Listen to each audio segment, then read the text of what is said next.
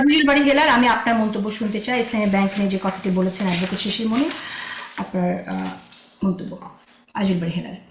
আমার বক্তব্য হলো, জামাত ইসলাম বলেন তাদের কোনো ব্যাংক, আর্থিক প্রতিষ্ঠান, তাদের দলীয় কোনো এইসব কিছু নেই। আবার ইসলামী ব্যাংক যখন আপনার এখন, আগে তো শেখ হাসিনা আপনার ওই যে অন্তর্বর্তীকালীন সরকার 7টি ব্যাংককে একত্রিত করে একটা ব্যাংক করেছিল শেখ হাসিনা। সেটা বিএনপি যখন এসে, এই বিএনপি সরকার এসে সেই আপনার আমরেটা ভেঙে দিল।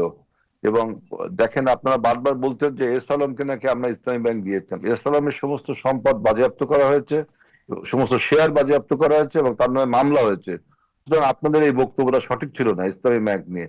এখন বর্তমানে যিনি এমডি হয়েছেন খুরশিদ আলম, না, তার যে বাংলাদেশে যে সমস্ত ইসলামী ব্যাংকের যে শেয়ার, সেই শেয়ার গুলো কিন্তু বাজেয়াপ্ত করা হয়েছে বা বন্ধ করা না হয়েছে। না না, কোর্টের আদেশে ফ্রিজ করা আছে, ইয়ে করেন, বাজেয়াপ্ত করেন।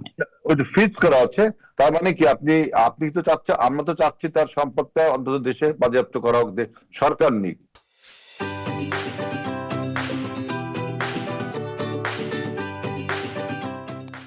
সরকার তো এই ভালো উদ্যোগটা নিয়েছে।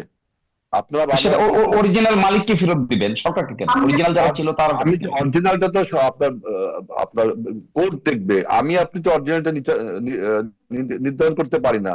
আমরা বলছি যে আপনারা বলতেন যে এস আলমকে আমরা নাকি প্যাট্রোনাইজ করি। আমরা যদি প্যাট্রোনাইজ করতাম তাহলে তার এই তার বিরুদ্ধে অভিযোগটা তুলতাম না।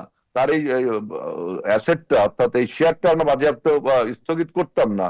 এবং অন্তর্বর্তী সরকার করেছে, আপনারা করেন নাই। শিশির মনে এখানে ভুল হচ্ছে। তুমি দেখো, এইবার আমাদের এই সরকার করেছে, একটু তথ্যগত ভুল আছে এখানে। আমি প্রয়োজনে আমি সেই লিঙ্কটা শেয়ার করবো অ্যাডভোকেট শিশির মনির সাথে। শেষ দিতে হচ্ছে অ্যাডভোকেট শিশির মনির পরে আমাদের বিরুদ্ধে বলা হতো যে আমরা নাকি তাকে প্যাট্রোনাইজ করছি। এই ইসলামী ব্যাংক যখন আলাদা করা হলো, আপনারা বলছেন যে পুরনো যাদের শেয়ার আছে তারা যার যার ব্যাংকে ফিরে আসতে পারবে। তখন এই ইসলামের প্রশ্নটা এসেছিল।